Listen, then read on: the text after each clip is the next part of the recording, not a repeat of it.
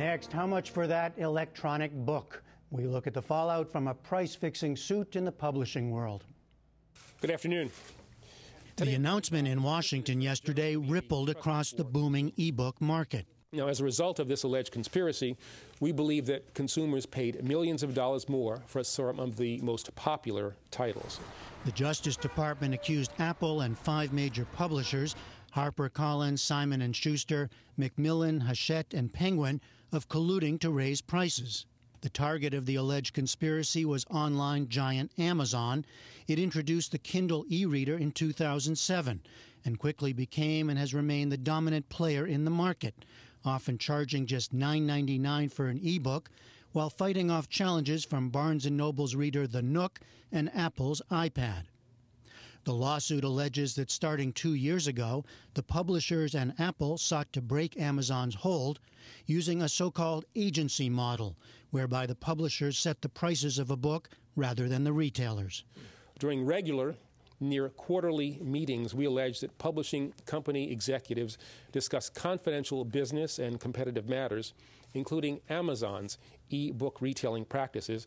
Now, our investigation even revealed that a CEO allegedly went so far as to encourage an e-book retailer to punish another publisher for not engaging in these illegal activities. 3 of the publishers, HarperCollins, Simon & Schuster, and Hachette, have already agreed to a settlement.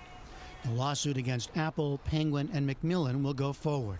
Soon after the lawsuit was announced, Amazon said it would lower its e-book prices. And we debate the issue now with Becky Anderson, president of the American Booksellers Association and co-owner of 3 independent bookstores in the Chicago area, and Steve Berman, a Seattle-based lawyer who's leading a separate class action suit against Apple and the same group of publishers for their e-book pricing model.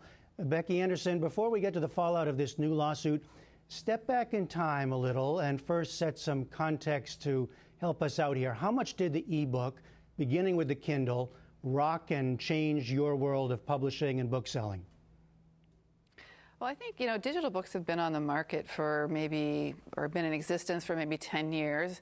And it probably wasn't until 2007 that Amazon really got into it in the development of the Kindle. And then other players, big players, got into it, Kobo and Borders, and then the Nook and Barnes & Noble. And then, independent bookstores got into this market too. And it wasn't until 2010, at the end of that year, that we really got into the market. And then the formation of the agency model made it very possible for us to compete on a level playing field with the other big players in the e-book market. All right, so Steve Berman, explain that agency model and the case against Apple and the publishers. What is it that they did in 2010?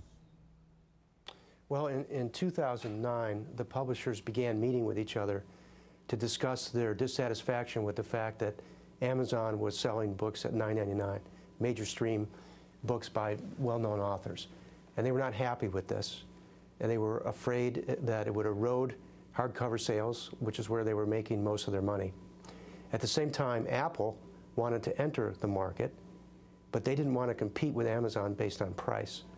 So we allege that Apple and the publishers got together, and they agreed to shift from what was called the retail way of selling books, where Amazon would set the price, to an agency model where Apple or Amazon or another retailer would be acting as the agent, and the publishers would set the price.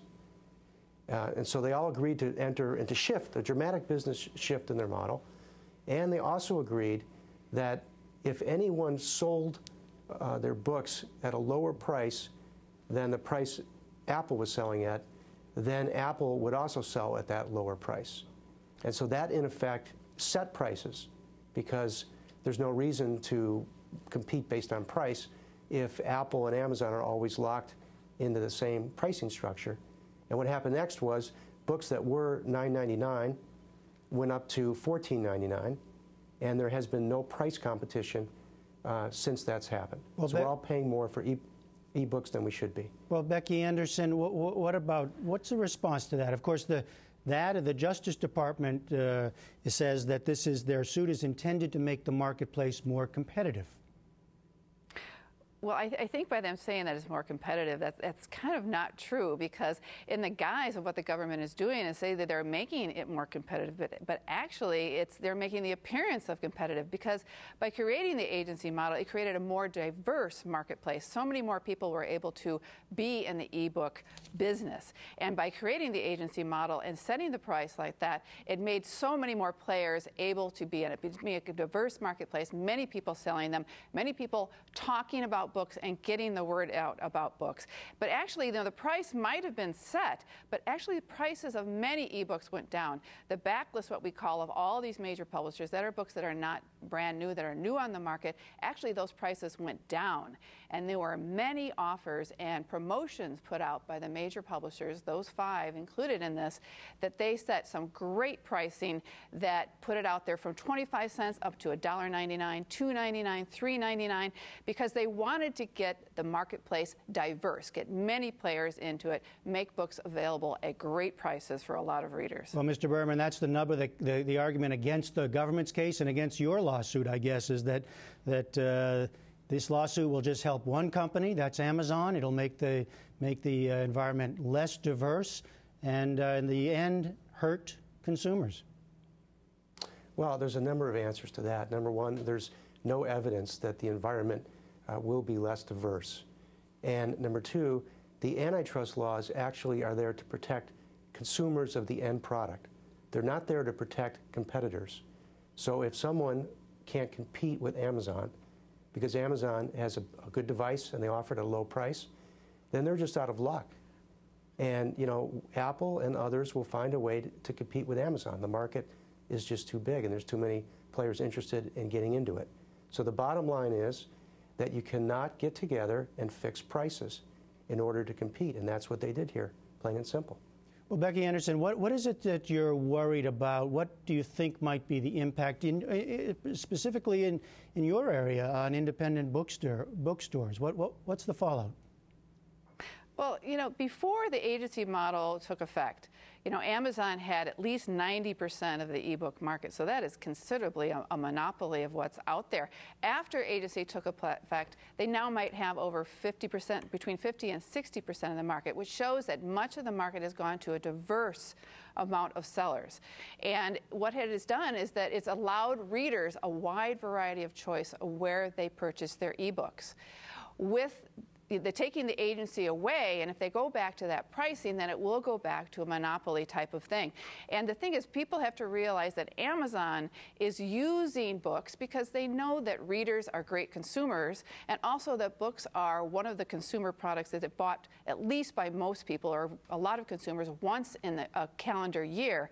That once they get that person and using books at the cost at which the publisher is selling them, that's basically net pricing or even below net pricing, that they're using that as a loss leader to get consumers to their website to buy a multitude of other products, not just books. So I think what's happening here is that when one player is controlling the market, it hurts. It hurts literature, it hurts our culture. All right, a brief last word from you, Mr. Berman. Do you see the stakes that way for the book, the world of books, as well as the industry? Well, people have more choice, and Amazon's market share has gone down because there's no price competition. So, yes, if there's no price competition, there'll be more players out there. But there's nothing wrong with being a monopolist. And if Amazon could gain a monopoly share by offering the lowest price, and consumers want that lowest price, they're enabled and allowed under the law to do so.